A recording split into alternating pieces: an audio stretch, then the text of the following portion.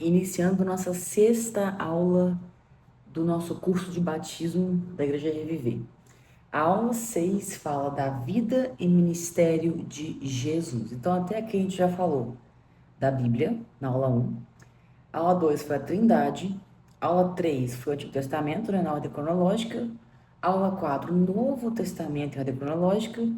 A aula 5 foi o plano de salvação de Deus, que era Jesus. E a aula 6 agora é a vida e o ministério de Jesus. E não foi combinado, mas hoje aqui é domingo de Páscoa, né? E faz muito sentido estar gravando essa aula no dia de hoje, né? Vamos lá, lembrando aí, abre a sua apostila para acompanhar, quem tiver a apostila, tá? Abre a apostila para acompanhar, aula 6, viu? Coloquei um versículo aí inicial que descreve muito bem a vida de Jesus. E foi Paulo que escreveu aos Filipenses, que, novamente, né? Filipos era uma cidade, eu mencionei isso na aula 1, se não me engano. Era uma cidade, Filipos, né? Então, quem era crente, quando tinha uma igreja na cidade de Filipo, era chamado de a igreja dos Filipenses, né? De quem mora em Filipe, Filipenses. Então, Paulo escreveu uma carta aos Filipenses, tá? E o capítulo 2, versículos 5 ao 7 fala o seguinte, ó. Tenham entre vós o mesmo modo de pensar que Cristo Jesus tinha. Ele tinha a natureza de Deus, mas não tentou ficar igual a Deus.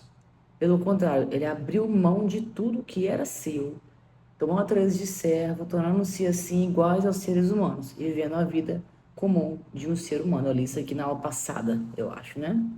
Acho que é isso mesmo, falando da salvação. Então, falando de Jesus aqui, Paulo descrevendo um pouco da vida de Jesus, que Deus sempre foi Deus, continua sendo Deus, quando veio como humano e sempre será Deus, certo? Mas veio como ser humano, tá? Experimentou as nossas dores de ser humano, né? Tudo que o ser humano passa, ele passou, certo? Trabalhou e não tinha riqueza, certo? Ainda morreu, ainda viveu uma vida de sofrida, né? E a gente sabe no final, né, que ele morreu na cruz. Nós vamos ver um pouquinho da vida dele, do ministério dele especificamente. Eu comentei um pouquinho disso na aula 4 falando do Novo Testamento, porque faz parte, uma grande parte do Novo Testamento é Jesus, né? São os evangelhos. Mas a aula de hoje é especificamente sobre Jesus, ok? Isso aqui é meu computador, viu, gente? Acho que ficou nítido isso. Mas vamos lá. O primeiro tópico aí é o nascimento. O nascimento de Jesus. E aqui eu já dei um spoiler sobre isso aqui em umas aulas passadas também. Mas Jesus nasceu entre o ano 6 e entre o ano 4 antes de Cristo. Vou repetir novamente. Ele não nasceu no ano 1, porque se a gente for pensar, depois de Cristo, né? Que ter nascido naquela data ali, dali contou depois de Cristo, mas não foi. Ele não nasceu em 2026 anos atrás, ele nasceu há 2031 a 32 anos atrás, certo? Não foi 2026, que é onde a gente está, depois de Cristo, 2026 anos depois de Cristo, mas a contagem foi errada, igual eu tinha comentado na outra aula. Vamos lá, então. Eu falei, coloquei aqui, né, o nascimento de Jesus, que a vida de Jesus na Terra começou quando a Virgem Maria ficou grávida pelo poder do Espírito Santo. A gente conhece a história, né? Que o Espírito Santo, um anjo avisou Maria, né, que ela ficaria grávida, que teria o Filho de Deus, que seria chamado Jesus, enfim, toda aquela questão explicou e Maria ficou grávida, era virgem, tá? Até então, Maria era virgem, ficou grávida e aí teve Jesus e aí tem a questão do crescimento de Jesus, mas o ponto aqui é o nascimento, certo? Ele nasceu num lugar completamente humilde. A gente sabe que é em Belém, porque todas as musiquinhas que falam de Jesus falam sobre isso, né? Nasceu em Belém, numa manjedoura. O que que isso quer dizer? Era um lugar, certo? Era um lugar onde ficavam os animais. E ele nasceu nesse ambiente e foi colocado na manjedoura, que era um objeto, certo? Um cesto, cesto também é a palavra errada. Um móvelzinho ali que tinha nesses ambientes assim, onde tinha animais e tal. Enfim, Jesus nasceu em Belém, mas Maria e José não eram de Belém, tá? Maria e José eram de Nazaré, era uma outra cidade. Mas o que acontece? Por que nasceu em Belém, então? Vamos lá, vamos para a história. Jesus estava na barriga de Maria, certo? E naquele momento, naquele mês ali específico, naquele ano, foi determinado que o povo fizesse um census. Lembra o que é census? No Brasil era IBGE, enfim. É a contagem da população. Fala assim, tem quantas pessoas aqui, quantos homens, quantas mulheres, quantas crianças e tal. Vamos contar a população? Bora contar. Mas para isso, tá? O povo tinha que retornar à cidade de nascimento. Aonde o homem nasceu, ele tinha que voltar e levar consigo a sua esposa e todos os seus filhos naquele momento, naquele lugar, para contar a população. Porque senão era um negócio meio esquisito, era difícil, né? Hoje em dia, computador, bota uma senha lá, faz o censo e acabou. Mas naquela época, tinha que retornar à cidade natal. E aí, José morava em Nazaré, mas ele teve que retornar a Belém por esse motivo. E nesse caminho de volta a Belém, Maria entra em trabalho de parto, né? Naquela época não tinha essa ideia de contagem de semanas exatas, então ninguém sabia o dia mais provável que fosse nascer, tá? Tava sabendo que tava grande, que tava para nascer, e já tinha aí já a contagem dos meses, mas não era algo específico, porque eles não sabiam, não tinha como saber, não tinha ultrassom, né? Para saber, tá com 39 semanas e 5 dias, pode ser que amanhã, depois, né? Isso é recente. Então, eles foram ir no caminho, né? Chegando lá em Belém, ela trabalho de parto, o marido trabalho de parto, né? Não tinha lugar para eles repousar, não tinha hotel, não tinha uma pousada para eles ficarem, estava tudo cheio de gente, porque todos estavam indo para esse propósito. Encheu a cidade e eles ficaram sem onde repousar. E aí foi onde encontraram esse local aí e Jesus nasceu na manjedoura, né? Foi colocado na manjedoura, nasceu ali nesse lugar bem humilde, tá? Nesse lugar bem humilde, onde era um local que animais ficavam, tá? Tô dizendo que tinha animal lá de Jesus, não é que ele nasceu não, tá, gente? Mas era um local em que animais ficavam, ok? Um pouco diferente. Então, ele nasceu em Belém de uma forma muito, muito, muito humilde, tá? Só abre parênteses aqui. Até aqui, Maria era virgem, certo? Jesus nasceu, Maria virgem. Depois, gente, e aqui a gente diverge muito da Igreja Católica, eu diria. Depois, Maria, casado com José, teve outros filhos, né? E até a Bíblia fala irmãos de Jesus em várias ocasiões. Então, Maria depois teve outros filhos. Isso é um fato também, tá bom? Só para explicar essa situação aí, Maria não ficou virgem. Ela só foi virgem até Jesus nascer, tá? E aí, Maria depois, casada com José, normal, teve outros filhos, tá? Então, o nascimento de Jesus foi assim. Não foi em nenhum lugar chique, foi num lugar bem humilde, né? Que não era esperado. Se a gente fosse pensar, todas as profecias que falar que o rei de Israel, aquele que vai salvar o povo e tal, o povo achava que ia ser um salvador, um Messias que ia se tornar rei ali do lugar, que ia ser uma pessoa importante, uma pessoa de posses talvez, mas ele não tinha nada. Ele era pobre. Questão de condições financeiras, Jesus nasceu na família pobre e permaneceu pobre, não ficou rico depois de adulto. Jesus não tinha nem aonde, literalmente, aonde ser enterrado. A gente vai chegar nessa parte depois, tá bom? Então Jesus nasceu em Belém, todo mundo sabe, Maria era virgem, Jesus nasceu em Belém. E depois disso, o rei, por ouvir que tinha nascido Jesus, ou que tinha nascido o Salvador, o Messias, o suposto rei de Israel, eu comentei isso na aula também, a aula 4, se não me engano. O suposto rei de Israel nasceu, então o rei falou assim: não, tá errado, manda matar. Tem que matar, porque o rei sou eu, então não vai ter outro rei nascendo em Israel, senão ela tá errado. Então manda matar.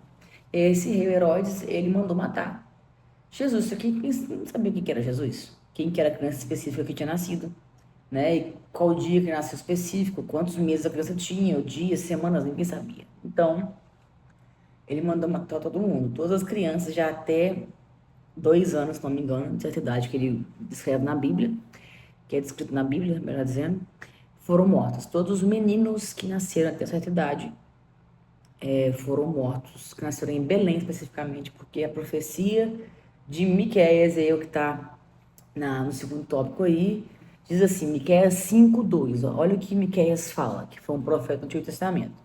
Ele fala o seguinte, ó, você, Belém, da terra de Judá, de modo nenhum é a menor entre as principais cidades de Judá, pois de você sairá o líder que guiará o meu povo de Israel. Então, todo mundo estava ciente da profecia. Isso aqui foi profetizado mais ou menos 800 anos antes de Jesus nascer. Então, foi muito tempo antes, mas todo mundo conhecia os profetas e o que eles tinham falado, inclusive Miqueias. Então, era uma coisa assim, já era conhecido que o Messias viria de Belém. E aí nasceu em Belém, aí teve aquela questão dos magos que foram lá, e a estrela que os pastores seguiram. Então, virou uma história, chegou no ouvido do rei, e aí aconteceu isso aí que eu citei. Todos foram mortos, tá? Todas as crianças pequenas até uma certa idade foram mortas pelo rei para que conseguisse matar o Jesus, tá? Que o rei conseguisse matar a criança que tinha nascido, que seria o Messias, o Salvador, que seria, a gente sabe, Jesus. E se quem quiser ler melhor, ouvir isso aí, tá em Mateus 2, tá? Entender isso melhor dizendo. Tem Mateus 2, que o rei Herodes mandou matar todas as crianças que tinham, meninos que tinham nascido por aquele tempo ali, tá? Então, Jesus, eu comentei na aula 4 que José ficou sabendo disso, né? O pai, padrasto, não sei como você quer dizer, mas o pai ali de criação de Jesus, José, né? José, ele recebeu uma mensagem do anjo dizendo que era para ir embora, fugido, porque Herodes queria matar Jesus. E aí José pegou Maria e Jesus e foram correndo para o Egito. E ficaram lá um bom tempo, até que descobriram que Herodes já tinha morrido e que estava resolvida a situação. Ele poderia voltar com Jesus para Nazaré, que era a cidade que eles lembram que eles vieram de Nazaré, certo? Que era onde eles iriam voltar, porque lá que estavam as coisas dele, com a família, enfim, é lá que eles moravam. E aí foi José, Maria e Jesus para Nazaré. E lá Jesus cresceu. Nazaré é onde Jesus cresceu, tá? Nasceu em Belém e cresceu em Nazaré. Tem um negócio que é até engraçado, né? Que é um preconceito que tinha na época, que sobre a cidade de Nazaré, que tem até uma menção na Bíblia sobre isso, que falava assim, ó, por acaso pode vir alguma coisa boa de Nazaré? Então, era um lugar que não era bem visto. Tipo assim, lógico que nunca que o Salvador vem de Nazaré. Tipo isso, entendeu? Nazaré era um lugar não muito bem visto como um lugar que merecesse respeito. Não, tá? Nazaré não era um lugar muito bom. Mas Jesus cresceu lá, na vista da sociedade, né? Jesus cresceu lá, criança comum à vista de todas as outras pessoas, tá? Cresceu como qualquer criança judia, né? Qualquer judeu cresceria, ia para a sinagoga, estudava ali as leis, tudo certinho, igual qualquer outro menino da idade dele. Ele cresceu dessa forma. Ninguém desconfiava de nada, tá? Ninguém falava assim, lá, filho de Deus. Ele não tinha isso, tá? Ele cresceu normalmente. A única menção que tem de Jesus fazendo algo de diferente na infância e adolescência, quando ele tinha 12 anos, e estava em Jerusalém por causa de uma das festas que tinha, e ele foi para o templo conversar com os pastores da época, os mestres lá, tá?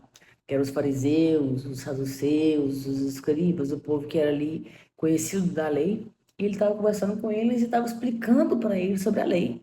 Era uma criança de 12 anos, um adolescente ali, pré-adolescente, enfim.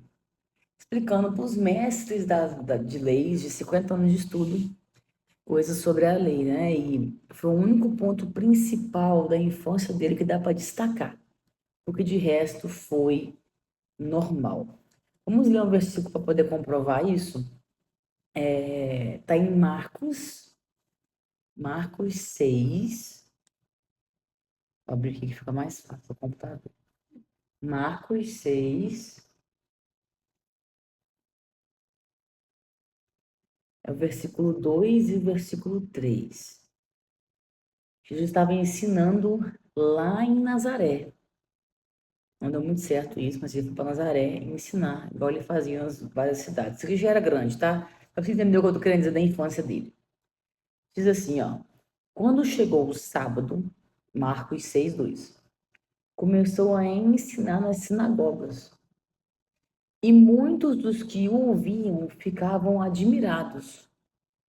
De onde lhe vêm estas coisas? Perguntavam eles. Que sabedoria é essa que lhe foi dada? E estes milagres que ele faz? Ao versículo 3. Não é esse o carpinteiro, filho de Maria, irmão de Tiago, Judas, José e Simão? Os irmãos de Jesus aqui, filho de Maria e José. Não estão aqui conosco as suas irmãs? E ficavam escandalizados por causa dele. Aí 4 fala assim: Jesus lhes disse: só em sua própria terra, entre parentes e a própria casa, é que um profeta não tem honra. Então, tipo assim, imagina um vizinho de Jesus, tá? Viu ele crescendo, brincando lá, igual os meninos normal brincavam, viu ele de fralda, bebezinho, sei lá, crescendo e aprendendo a fazer as coisas, a trabalhar, a estudar, a conversar direito, vendo Jesus crescendo, certo? Bebezinho não, porque estava no Egito, né? Mas vocês me entenderam o que eu quis dizer. Viu Jesus crescendo como qualquer outra criança normal. Aí ele chega fazendo vários milagres, coisas. O cara fala assim: mas calma aí, esse aí é o filho do Zé, gente. Como é que isso não faz sentido nenhum? Esse ainda é irmão do bagunceiro lá, do Tiago, do José, do não sei o que, tá? Conheço esse pessoal. Né? Tipo assim, cresceu aqui, perto aqui de casa, aqui, ó. Conheço, desde a infância eu conheço. Como é que esse é o filho? Não, esse é filho do Zé, gente, eu conheço, filho da Maria, né? Então é uma coisa assim que não tinha nada de especial nele, visivelmente para as pessoas na infância, porque senão ele já falava assim, não, foi de fato, faz sentido, né? Ele criança fazia coisa assim também, criança ele ensinava a fazer milagre, mas não. Mas isso aí é o filho do Zé, gente. Eu tava aqui na esquina esses dias, aqui brincando. Entendeu o que eu tô querendo dizer? Então isso prova que na infância não teve nenhuma demonstração de que ele pudesse ser o filho de Deus ali, o Messias enviado, tá? Ele cresceu normalmente até 30 anos, no caso ficou assim, né? Sei lá, até 30 anos de idade, tá? 30 anos. Por quê? Com 30 anos de idade, Jesus iniciou seu ministério. E como é que foi isso? Mateus 3, 16 e 17. Vamos colocar aqui, ler um pouquinho de Bíblia hoje. Mateus 3, né? Mateus 3. Vamos ler a partir do. Não, vamos ler a partir do 13 até o 17. Então, Mateus 3, 13 ao 17. Diz assim na versão NVI. Então Jesus veio da Galiléia ao Jordão, rio, para ser batizado por João. João, no caso, o primo dele, João Batista, e batizava os outros. João, porém, tentou impedi-lo, dizendo: eu preciso ser batizado por ti, e tu vens a mim? João sabia que ele era Messias. João já tinha tido esse conhecimento, essa revelação desde antes. Aí no 15, respondeu Jesus: deixe assim por enquanto, convém que assim façamos para cumprir toda a justiça. E João concordou. Assim, Jesus batizado, saiu da água. Naquele momento os céus se abriram, ele viu o Espírito de Deus descendo como pombo, pousando sobre ele. A gente lê isso aqui na O2, a Trindade, não sei se vocês lembram disso. Então a voz do céu disse: esse é meu filho amado em quem me agrado. Isso foi no 3, certo? Então para Mateus 4 inicia. Então ele foi levado pelo Espírito ao deserto para ser tentado pelo diabo. É aquela história que ele foi tentado 40 dias pelo diabo, né? O diabo tentou ele, falou: não sei o que, faz aqui virar pão e tal. Se prostrar, eu te dou tudo que está tá vendo essa frente aqui, te dou tudo isso. A tentação de Jesus, né, no deserto, enfim, a gente conhece a história. Quando passa a tentação de Jesus, que vai até o versículo,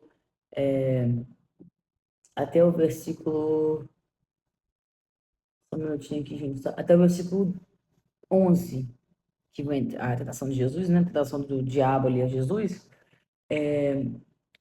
passa-se um pouquinho de tempo, aí fala assim, do 17. Daí em diante, ele começou a pregar, dizendo: arrependam-se, pois o reino dos céus está próximo. Então, Jesus, com 30 anos, foi batizado por João Batista.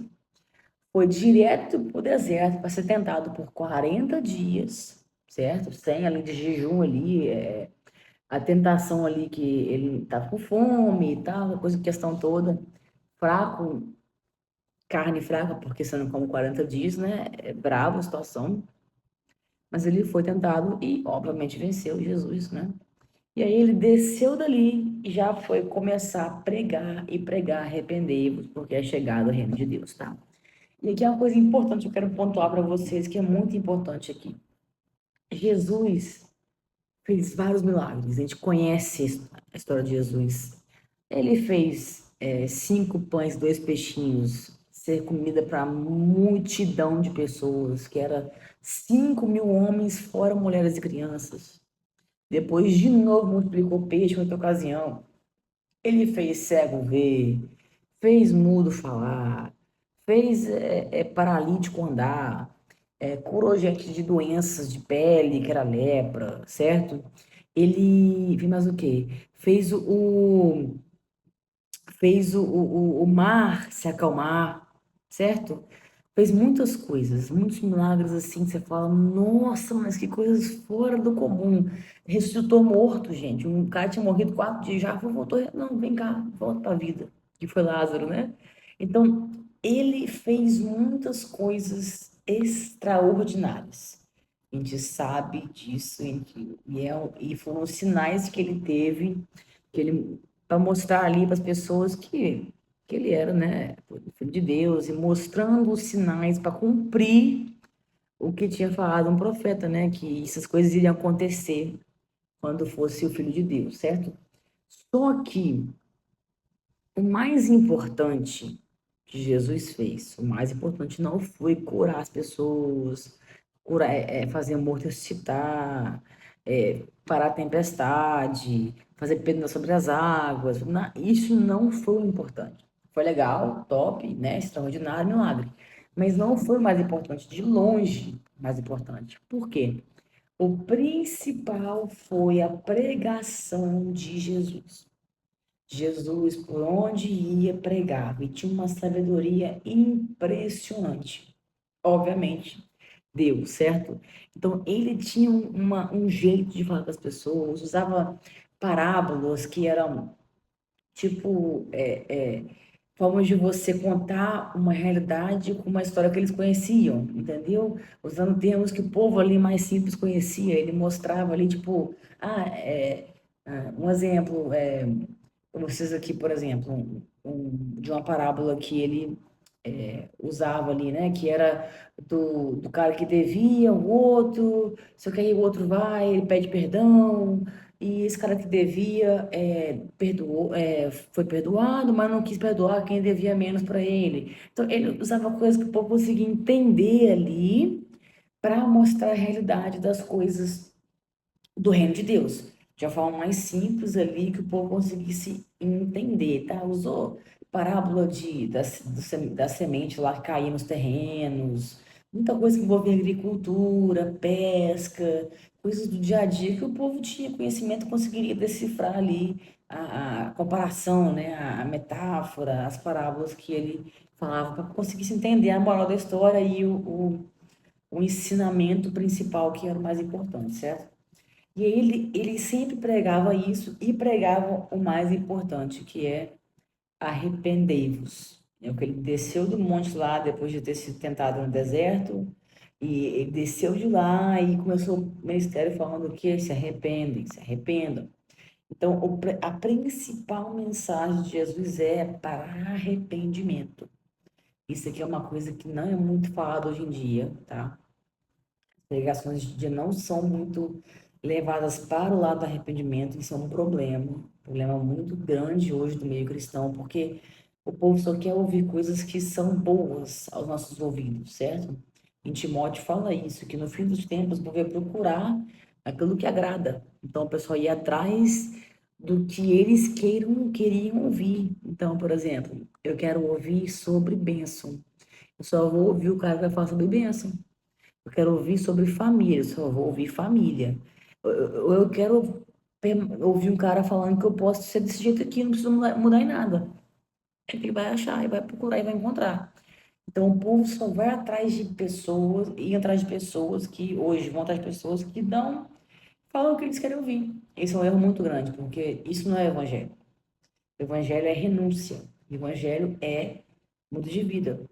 Você pode vir como você está, mas você vai mudar do jeito que você é, vai ficar não. Porque não é assim que funciona com Deus, né? Então você tem que renunciar às suas vontades, é você arrepender dos seus pecados e mudar de vida. Esse que é o principal do evangelho, a principal mensagem do evangelho é essa: arrepender-vos, porque é pregado, é chegado o reino de Deus. O Batista falava isso antes, Jesus, depois os apóstolos vieram depois, todo mundo pregava arrependimento, certo? Jesus pregou muito sobre isso, pregou sobre denúncias de pecado, né?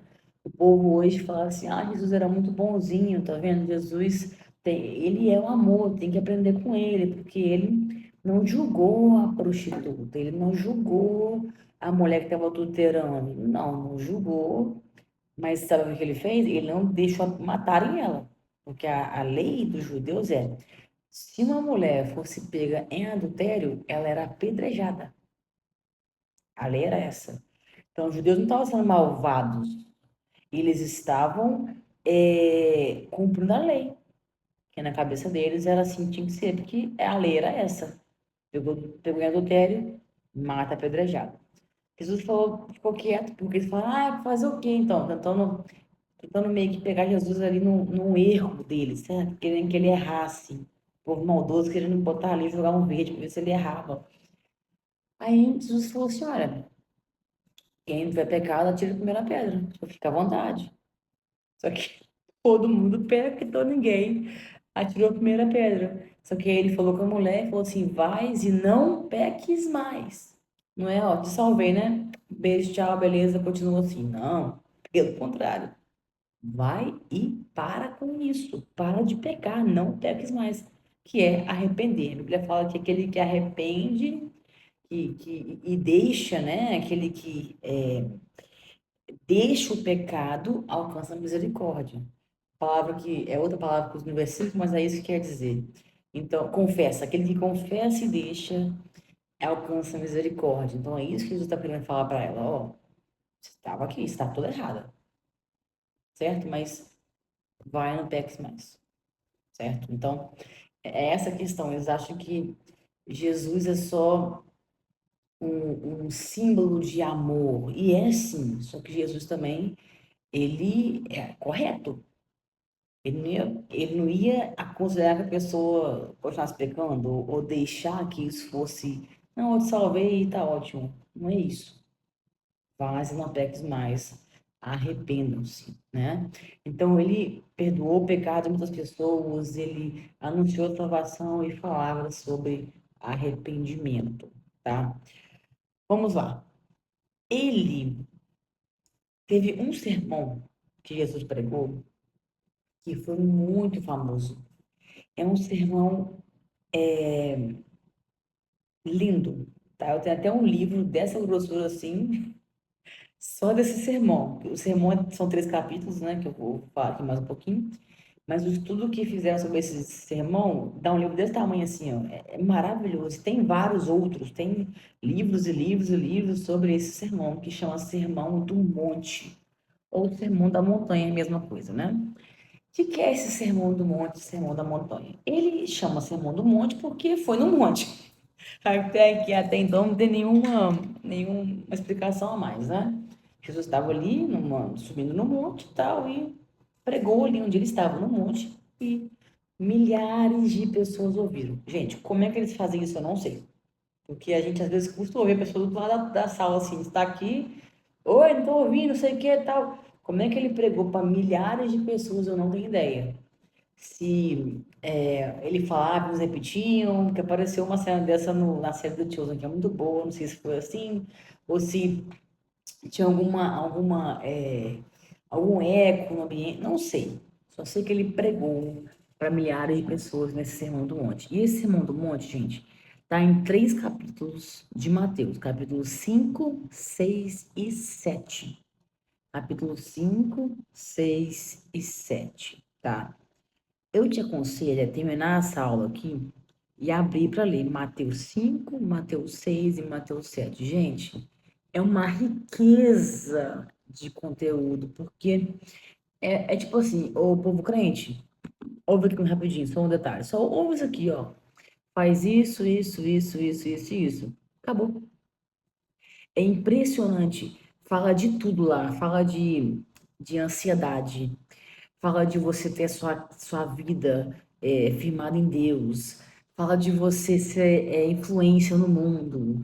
Fala, é muita coisa. É impressionante. São 3 capítulos, Mateus 5, 6 e 7, que é um sermão que mostra basicamente como o cristão deve viver, tá? É maravilhoso, gente. Não deixem de ler Mateus 5, 6 e 7, tá? Não é tão grande como vocês conseguem ler em 15 minutos, 20, para quem lê mais devagar, eu diria. Quem quiser ler com cuidado, analisando, pode ser que leia um pouquinho mais, mas é maravilhoso, vale muito a pena o tempo que você vai, vou falar gastar, vai investir lendo esses 3 capítulos aí de Mateus, tá? Então, esse sermão ficou muito conhecido, o Sermão da Montanha, de Mateus 5, 6 e 7, tá? Maravilhoso. Fala das bem-aventuranças, são muitas coisas boas nesses, tem algumas parábolas também, tá? Nesses 3 capítulos aí, joia? Aí a gente sabe que ele pregava outras vezes também, isso só foi um dos pontos mais principais, assim, uma pregação mais conhecida, a pregação do Sermão do Monte. Mas ele pregou várias vezes, ele vivia pregando tudo, para Jesus era pregar a palavra, por quê? Ele veio fazer isso, ele veio pregar a palavra e se entregar, para que pudéssemos ser salvos, como a gente falou na aula 5 do plano de salvação. Então, é isso que ele fez. Ele pregou, pregou, pregou. Ele não fez milagres só. A gente só pensa nos milagres, mas a pregação foi o ponto principal. Porque ele ensinava os discípulos. E aí, com os ensinos dele, os discípulos depois começaram a igreja, né? Enfim. Até aqui tranquilo, gente? E aí, Jesus ficou 3 anos e meio com o ministério dele. Então, começou com 30 anos, tá? Com 3 anos e meio, encerrou o ministério de Jesus. A gente sabe como, né? Ele já estava sendo perseguido pelos judeus, porque Jesus era diferente, certo? Os judeus tinham suas regras, tinham os seus exageros, eu diria assim. Vou te dar um exemplo, tá? Tinha uma regra dos judeus, uma regra que está na Bíblia, que está nos 10 mandamentos, que era o quê? Guarda o sábado. O que isso quer dizer, guardar o sábado? Guardar o sábado era você não trabalhar num dia da semana. É descanso. É você ter um tempo para Deus, para não ficar só em trabalho, em trabalho, em trabalho. É tempo um dia da semana para Deus, para ficar em família ali e curtir. É só isso que quer dizer guardar o sábado, não trabalhar sábado. Sabe o que eles faziam com esse versículo, não trabalhar sábado? Gente, não podia pegar uma maçã no pé para comer, porque era trabalho. Hoje, os judeus ainda seguem essas leis, né? Eles não acreditam em Jesus como Salvador. Então, os judeus seguem essas leis ainda. Eu vou te contar uma experiência que eu tive. O hospital aqui, em Sina, que é o hospital que eu ganhei os bebês, ganhei meus filhos, tem um elevador, certo? O elevador tá escrito lá bem grande, assim, numa placa lá de um elevador lá. Um elevador específico, tá assim. Esse elevador aqui funciona com o schedule, o horário, o funcionamento do Shabat, que é o sábado. O que queria dizer isso? Aí embaixo estava explicando. Ele vai parar em todos os andares para o judeu só entrar e nem apertar o botão, porque não pode trabalhar. Olha que maluquice, apertar um botão do elevador para você parar não andar. É proibido. Então, eles colocaram um cerco em volta da lei desnecessário, não tinha necessidade disso. Eles exageravam muito nessas coisas, não podia. Jesus foi curou uma pessoa no sábado. Que absurdo, você curou uma pessoa no sábado. Tipo assim, não era esse o motivo principal do sábado. O sábado era o quê? É do Senhor. Então, dedica ao Senhor. Era só isso, entendeu? Mas eles exageravam muito e botavam muitas regras acima do que precisava ser feito. Então, eles vendo Jesus explicando e fazendo as coisas, e eles sem jeito de pegar ele, porque ele nunca falou nada de errado, porque não vai falar nada de errado. Jesus é Deus, certo? As leis foi ele que inventou, foi ele que deu as leis, Deus, né? Mas eles argumentavam, tentando pegar Deus assim, meio que desprevenido, Jesus desprevenido, e óbvio que ele conseguiu, eles estavam bravos com Jesus, mas na quantidade, eles estavam possessos de raiva com Jesus, não, eles queriam de qualquer forma pegar ele num erro para poder, ah lá, falou heresia, apedreja, coisas desse tipo, né, que eles tinham essas leis, de falso profeta, era apedrejado, essas coisas assim. Então ele já era perseguido já há um bom tempo pelos próprios judeus. E acabou que, chegando na Páscoa, certo? A Páscoa era uma festa que já existia desde que o povo saiu do Egito, do deserto, do Egito, isso. Que eles ficaram lá naquela anos de escravidão, lá sendo escravos, fugiram para o deserto, né, com Moisés e tal. Na fuga deles para o deserto, né, mataram um cordeiro, botaram no umbral da porta, assim, o sangue do cordeiro, e comeram e tal, não sei o quê. Ali foi a primeira Páscoa. Um cordeiro sendo morto para que salvasse. Olha, olha a ligação, tá vendo? Nada é coincidência na Bíblia. Então, o cordeiro era morto, foi morto ali, e aí passaram o sangue ali, e aonde tinha o sangue, a casa não era, o filho mais velho não era morto. Então, você vê, ali começou a Páscoa, e aí foram anos e anos, e 2000 anos, sei lá, para mais, de, bem mais, de Páscoa dessa forma. Até que chegou na Páscoa, Jesus tinha 3 anos, na Páscoa, que era uma festa anual, e na Páscoa tinha, assim, um costume de perdoar uma pessoa, um pecador, uma pessoa que ia morrer e tal. E aí, por isso que falaram assim, olha, Jesus tinha sido pego já para ser morto pelos soldados, porque Judas o traiu e mostrou, a gente conhece mais ou menos a história, certo? E aí o que acontece? Ele tá ali para ser morto, e tinha um outro também, que era um Barrabás, que era um ladrão, que era um criminoso, que estava para ser morto também. E aí eu falava assim, olha, vocês querem quem que vai ser solto aqui? Porque um vai ser solto porque a gente tem esse costume de uma pessoa não ser morta. Se eu matar um, né? E não libera um prisioneiro. E até falar, vocês querem matar quem? Jesus ou Barrabás? Isso Pôncio Pilatos, né? O cara que governava a região ali, líder por Roma, né? Ele falou, pessoal, os judeus, não, solta Barrabás e mata Jesus. Aí Pilatos ainda falou assim, mas gente, calma aí, não vejo nele muito motivo de matar, não. Você quer matar por quê? Aí o povo, não, mata Jesus e solta Barrabás. O judeu estava tão já por aqui mesmo, eles estavam completamente ingratos, tá? O povo judeu naquele momento. E mandaram crucificar Jesus. E eles fizeram uma coisa que eles tiveram muita coragem. Coragem não, burrice mesmo. Burrice, que só pode ter sido isso. Que Pôncio Pilatos falou assim, olha, essa culpa não vai ser minha. Eu não carrego a culpa de matar esse homem. Sabe o que o povo que estava lá, o judeu que estava mandando matar, falou? Não, que essa culpa caia sobre nós e sobre os nossos filhos. Olha que legal. Ai, meu Deus do céu. E caiu mesmo, né? Depois de 30 anos aí, 40 anos, destruíram a cidade de Jerusalém todinha, e cada um foi para um canto, né? Destruiu foi tudo. E aí o povo judeu sofreu bastante por causa dessa fala aí deles, por ter matado Jesus e pedido para a culpa cair, a culpa de você matar o Filho de Deus, cai sobre você. Ai, que maluquice, né? E aí Ele foi, ele foi levado, antes um pouquinho, ele foi levado na quinta-feira, passou a noite toda da quinta-feira sendo humilhado ali, sendo falando palavras ruins para ele, tentando é, é, humilhá-lo o mais possível, tentando que ele confessasse alguma coisa, e ele ficou quieto, mudo, igual Isaías falou, mudo como um cordeiro, uma ovelha ali indo para o matador, né? E aí virou a noite, chegou na sexta-feira, e na sexta-feira teve essa questão de manhã, de mata, não mata, que era sexta-feira santa, né? Mata, não mata, mata, não mata. Jesus ou Barrabás, não sei o que e tal. Aí foi determinado que Jesus ia morrer. Ele foi crucificado às 9 da manhã, na sexta-feira.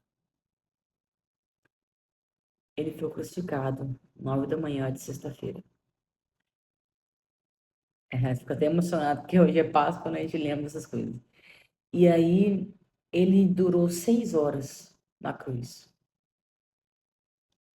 de 9 da manhã, crucificado, até as 3 da tarde. 9 às 3 da tarde. 6 horas na cruz sofrendo. E foi uma coisa rápida, tá, gente? Porque morte de cruz, depois você, quem tiver estômago, tá? Pesquisa, porque é complicado. Não a morte na cruz, geralmente eram dias para morrer, 2, 3 dias para morrer. Porque não era o prego na mão que matava, certo? Não era o machucado no pé que matava, não era. A posição que a pessoa fazia de ficar com os braços esticados assim, e com o peso do corpo, a pessoa ia morrendo e esmagando os órgãos por dentro. Isso o pastor explicou e, nossa, é muito forte. O pastor que eu estava estudando, enfim, um curso que eu fiz um tempo atrás, e eu ouvi essa explicação. Muito complicado. Ele morreu muito mais rápido do que qualquer pessoa morreria na cruz, tá? E aí a gente não sabe o motivo se, exato, mas pode ser porque ele foi ferido na lateral, né? Fala que foi ferido, pode ser que deu sangramento interno. Isso não está na Bíblia, de que morreu por isso, não. Só diz que ele morreu. Ele foi crucificado às 9 e morreu às 3 da tarde. Que aí o céu escureceu, parecia que era noite, teve um terremoto. Uma meio doido, tá, gente? Aconteceu. E aí ele morreu. Só que o que acontece? Era sexta-feira, 3 da tarde. O sábado para o judeu não é no sábado, é na sexta, a partir do pôr do sol. Sexta-feira, a partir do pôr do sol, já é o sábado do descanso do judeu. Até o nosso sábado regular, até o pôr do sol. Entende? É primeira de noite, o dia começa com a noite, entendeu? Então, 6 da tarde é o dia do sábado já. 6 da tarde de sexta-feira, quando escurecia, já era sábado. Então, ele morreu às 3, então só 3 horinhas, né, para chegar ao sábado, certo? Não tinha como fazer uma preparação do corpo dele, fazer uma coisa assim organizada para enterrá-lo, não tinha, foi tudo muito, muito rápido, muitas pressas. Enrolaram ele num pano e lembra que foi aquele chão de cair morto? Ele pegou um túmulo, quer dizer, pegaram um túmulo emprestado de José de Arimateia, que era um fiel lá, uma pessoa que tinha ouvido Jesus. Enterrou-se no túmulo desse cara. Enterrou ele no túmulo do cara. Enterrar, porque naquela época você botava o corpo, fechava, não cavava, né, no buraco, enfim, mas botou e puxava a pedra. Então foi tudo, nem onde cair morto ele teve. Ele pegou um túmulo emprestado, né? E lá, aí começou o sábado, ninguém faz nada, proibido, certo? Sexta-feira, sábado. Sábado encerrou, não aconteceu nada. Manhã de domingo, terceiro dia, e foi Maria lá até o túmulo. Eu vou ler esse versículo porque é muito bonito. É muito bonito o que acontece aqui. Tem que encerrar essa aula, certo? Mateus,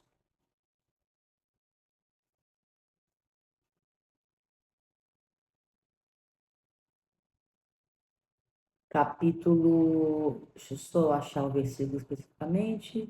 Capítulo 27. tá?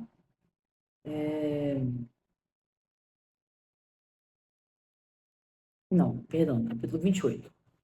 Mateus 27 ainda fala de Pilatos, José pegando, pedindo o corpo de Jesus para poder enterrar e tal. 28, versículo 1. Mateus 28, versículo 1 diz assim, ó. Depois do sábado, tendo começado o primeiro dia da semana, Maria Madalena e a outra Maria foram ver o sepulcro. E eis que sobreveio um grande terremoto, pois o anjo do Senhor desceu do céu. E chegando, o anjo do Senhor, né? E chegando ao sepulcro, rolou a pedra da entrada e assentou-se sobre ela. A sua aparência era como um relâmpago e suas vestes eram brancas como a neve. Os guardas tremeram de medo e ficaram como mortos. O anjo disse às mulheres: Não tenham medo. Sei que estão procurando Jesus, que foi crucificado. Ele não está aqui, ressuscitou. Como eu tinha dito, venha ver o lugar onde ele jazia.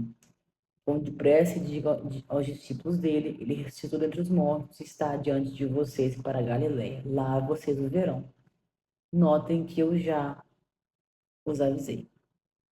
E tem em outros evangelhos, né, Marcos, Lucas, enfim, fala de Maria encontrando com uma pessoa que achava jardineiro, né, depois viu que era Jesus, enfim.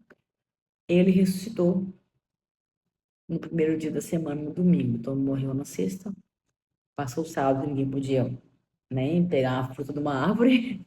E domingo, ele ressuscitou na manhã. Quando Maria foi ao túmulo, ele não estava mais lá. O túmulo estava vazio. Jesus ressuscitou, né? Isso é a mensagem principal do evangelho, né? Ele morreu e ele ressuscitou. Ele venceu a morte. Tem um versículo muito importante que Paulo, eu vou procurar aqui, deixe só um segundinho aí, gente.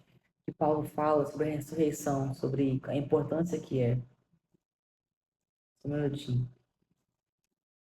Me fugiu onde é que tá, vou pesquisar aqui.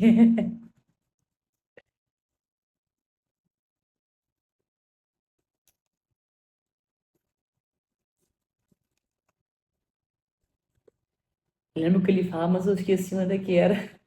Versículo, achei. 1 Coríntios 15, 14. 1 Coríntios, capítulo 15, versículo 14. Deixa eu abrir. 1 Coríntios 15, 14. Ó, tá assim o versículo, ó. Paulo falando para o povo de Corinto. Se Cristo não ressuscitou, é inútil a nossa pregação, como também é inútil a fé que vocês têm. Em outra forma de dizer, diz assim, ó. E se Cristo não ressuscitou, é vã nossa pregação e vã também a nossa fé. A ressurreição é o centro do cristianismo. Sem ela, é vão o que a gente acredita. É inútil o que a gente acredita, né?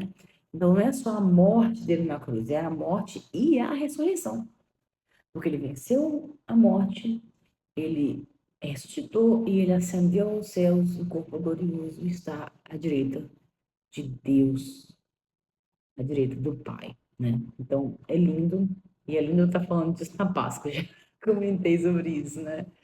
Mas Jesus, ele veio, como eu te li no primeiro versículo ali de Filipenses, ele veio como homem, ele cumpriu seu papel, e ele viveu uma vida simples, simples, simples, sem nenhuma riqueza, trabalhou muito como carpinteiro, e no final ele morreu em uma morte terrível, mesmo assim, não reclamou, ainda pediu perdão.